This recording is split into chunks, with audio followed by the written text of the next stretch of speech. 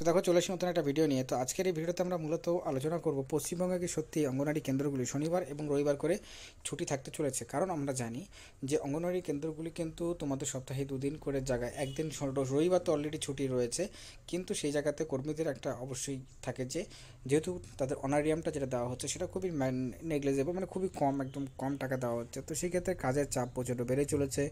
অঙ্গনওয়াড়ি কর্মী হোক, অঙ্গনওয়াড়ি সহায়িকা হোক, বিশেষ করে অঙ্গনওয়াড়ি কর্মীদের কিন্তু কাজের চাপ এবং আশা কর্মীদেরও কাজের চাপ প্রচণ্ড বেড়ে চলেছে। তো সেদিক দিয়ে অঙ্গনওয়াড়ি কর্মীদের যে সপ্তাহে 6 দিন করে তাদের ডিউটি করতে হচ্ছে, তো এক্ষেত্রে যদি একটা এক্সট্রা দিন, মানে একটা এক্সট্রা দিন যদি তারা ছুটি পায় তাহলে অবশ্যই তাদের একটা স্বস্তির একটা নিউজ হবে। তো সেক্ষেত্রে এটার লেটেস্ট আপডেট কী রয়েছে এটাকে আমরা ভিডিওতে আলোচনা করব। তো অবশ্যই ভিডিওটি শেষ পর্যন্ত দেখবে। আর এছাড়াও কিন্তু দুটো আরও আপডেট রয়েছে, তার মধ্যে সবচেয়ে উল্লেখযোগ্য হচ্ছে যে পে কমিশন নিয়ে। কারণ অঙ্গনওয়াড়ি ডিপার্টমেন্টে মানে আইসিডিএস ডিপার্টমেন্টকে পে কমিশনের আন্ডারে আনা হবে কি হবে না এ নিয়ে লেটেস্ট যে তথ্যটা উঠে আসছে সেটা আমরা আলোচনা করব। তো অবশ্যই ভিডিওগুলো শেষ পর্যন্ত দেখবে। ভিডিওটি দেখার পর যদি তোমাদের ভালো লাগে লাইক করবে, চ্যানেল থেকে চ্যানেলটিকে সাবস্ক্রাইব করবে এরকম ভিডিও সর্বপ্রথম পাওয়ার জন্য। তো চলো সমস্যা না করে মেন বিষয়টা ভিডিওতে আলোচনা করা যাক। তো দেখো, প্রথমত যে বিষয়টা আসবে যে দেখো শনিবার নিয়ে তোমাদের যে বিষয়টা উঠে আসছে এটা কিন্তু এখনও পর্যন্ত কোনো জায়গাতে লাগু করা হয়নি। সব জায়গাতে সপ্তাহে 6 দিন করে কিন্তু করা হচ্ছে, কিন্তু 2024-এর মধ্যেই তোমাদের এই স্কিমটি চালু হতে চলেছে। যেখানে এটা কখন চালু হবে এটা নিয়ে তোমাদের বিষয়টাকে ধরছি যে যখন তোমরা জানো যে নতুন শিক্ষানীতি 2020 অনুযায়ী বলা হয়েছিল প্রত্যেকটা অঙ্গনওয়াড়ি কেন্দ্রকে প্রি প্রাইমারিতে পরিবর্তন করা হবে, ঠিক আছে, এটা একটা বিষয় ছিল। তো সেই ক্ষেত্রে প্রি প্রাইমারি হলে পরে সপ্তাহে 2 দিন করে ক্লাস করাতে হবে, এটাও তোমাদেরকে জানিয়েছিলাম।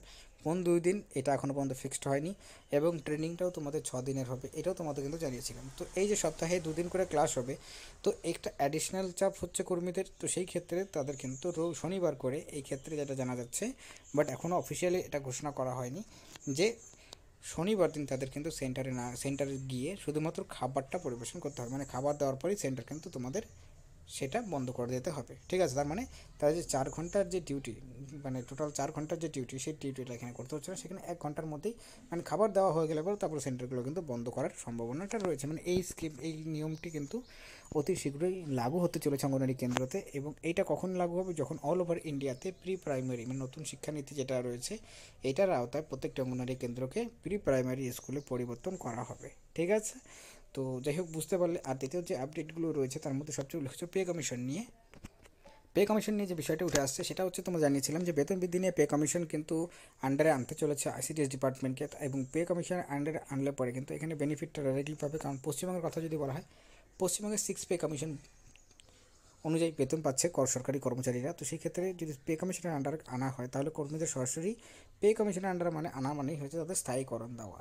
তো যেহেতু অনেক চুক্তিভিত্তিক কর্মীদের যারা রয়েছেন তাদেরকে স্থায়ীকরণ নিয়ে কিন্তু রাজ্য সরকার অবশ্যই এটা নিয়ে ভাবছেন। তো সেই ক্ষেত্রে যদি অঙ্গনওয়াড়ি কর্মীদের স্থায়ীকরণ করা হয়, মানে পে কমিশন বসলে পরে তাদের স্থায়ীকরণ করা হবে, এবং 1 লাফে বেতন 18 থেকে 21 হাজার টাকা মতন কিন্তু হতে চলেছে, ঠিক আছে। তো যাই হোক, বুঝতে পারলে। তো পে কমিশনটা খুবই একটা গুরুত্বপূর্ণ, এবং অন্যান্য জায়গাতে এটা কিন্তু নিউজ পেপার আর্টিকেলসও এসেছিলো, যেটা বিহারে একটা নিউজ পেপারে তোমাদের এই বিষয়টা উঠে আসছিলো যে অঙ্গনওয়াড়ি কর্মীদের পে কমিশনের আন্ডারে আনা হতে পারে। কারণ এক জায়গার থেকে যে কোনো রাজ্যেরই আপডেট আসুক না কেন, সেই আপডেটটা কিন্তু বাকি রাজ্যগুলোর জন্য প্রযোজ্য থাকে, বাকি রাজ্যগুলোতেও এটার প্রভাব অবশ্যই পড়ে। তো সেই ক্ষেত্রে এটা একটা বড়সড় একটা গুড নিউজ যে পে কমিশনের আন্ডারে কর্মীদেরকে আনা হতে পারে, ঠিক আছে। এবং আনা হলে কী বেনিফিটটা পাবে এটাও তোমাদের সাথে শেয়ার করলাম, যে 1 লাফে তোমাদের 18 থেকে 21 হাজার টাকা করে বেতন কিন্তু কর্মীদের সরাসরি হতে চলেছে, ঠিক আছে। আর স্মার্টফোন নিয়েও একটা আপডেট ছিল যে স্মার্টফোন তোমাদের